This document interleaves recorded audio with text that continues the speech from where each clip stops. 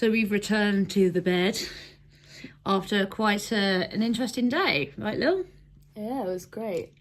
We met some very interesting people, very clever people, lots of patients, and obviously I got to moderate a session talking about improving the interaction between patients and physicians and good and bad experiences. How can we improve those? And it was interesting to get your perspective as well. You were saying that... I think today, a lot of it, when we were going around, when Molly was moderating, it was kind of, she was asking the patients, what are your good and bad experiences, like with appointments and stuff like that? How have you been treated when you've been to see someone at eye hospital or whatever? And everyone kind of had the same sort of feedback about how they don't speak directly to you, how they speak as if they're speaking to someone that did science at university, that understands the genetics. And all the jargon. And that's also one thing that we found, like, with today. And I know Molly will feedback that to ProQR at a later date. But even me today, I got around to saying to one of the physicians... She got heated. I mean, I've never been in a position where I'm able to speak to these people, and I think even like the patients today, they've never had that sort of, in this environment where you're not in their hospital room where they're telling you, you know, this is what's happening, this has progressed, and see you later. Like, you are a patient for 5 minutes, you've got 5 minutes of their time, and they're not direct with you, they don't speak to you in a way that you can understand. And even today, like, I basically turned around and said that, you know, for someone like me who's fully sighted and I've got all my hearing, even I didn't understand the presentation, let alone was it accessible for... There was lots of graphs and over here you see this and over there, and... It felt like, because it was very much like they had the patients at the front for, obviously, so they could hear better and closer to the screen. But it felt like they were speaking over us to all the clinicians at the back, which is completely, you know, it's understandable, really, isn't it? Yeah. Because, you know, we're all here and we see that they're doing this great work and they're speaking amongst themselves and people that understand what they're saying. But at the end of the day, like, something most important that's come out of today is that, like, we trying to tell them not to look down on us and change the way they are, but, like, they need to understand like how to communicate, because there's such a gap. And, like, even, you know, like, without the patients and these people with these genetic disorders and eye problems and stuff like that, they wouldn't have their job, they wouldn't be able to be doing all this experimentation.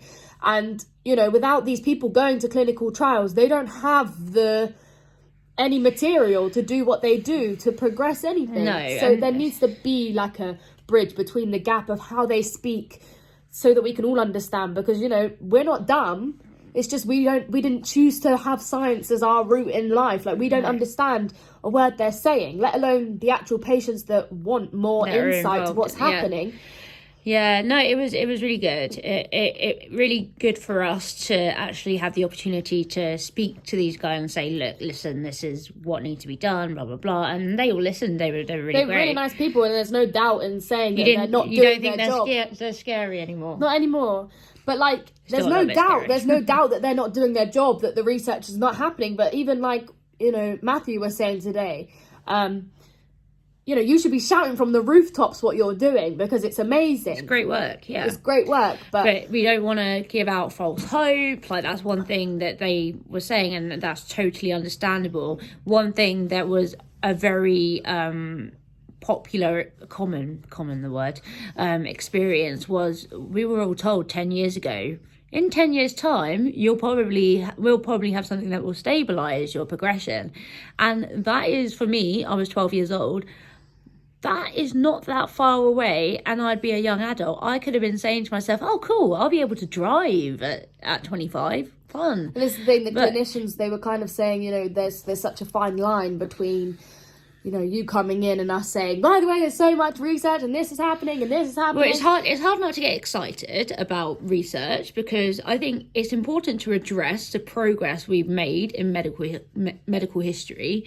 But also, I think it's just a case of, rather than giving it a time frame, just saying, you know, I know lots of people, organisations that are actually looking at this condition. And I think that's one thing that Molly said as well. It's like, and it's also a case, like, because it's all about like rare diseases, there was a lot of people kind of saying, when you go to these appointments, because it's a rare disease, sometimes, especially like years ago, you go there and they're just as anxious about telling you the diagnosis as you are about hearing it, because they don't have the research behind it at that point. And also, like Molly was saying, like when she first found out, they're looking into USH2A, it's amazing to think like the condition you have is being looked into.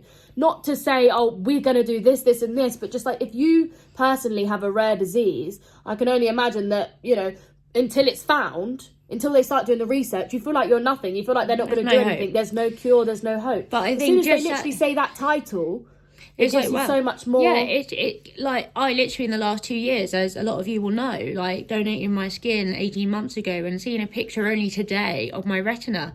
That's amazing. That's fascinating. For me, it just shows that we are getting somewhere. I don't for one thing think, oh right, amazing, there's going to be a cure in the next 5 years. I just think this is good. This is another step forward in the right direction. That is literally my thinking.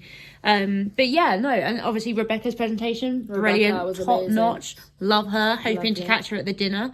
And yeah, like we're a bit tired, but we are going to freshen up and neck a glass or two of wine, I think.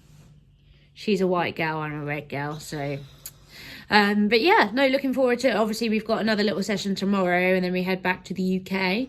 But it's been a good all in all good day, isn't it?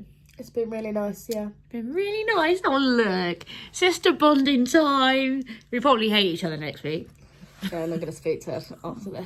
Yeah, this is enough. This is my dosage of you for the month. See ya. For the year.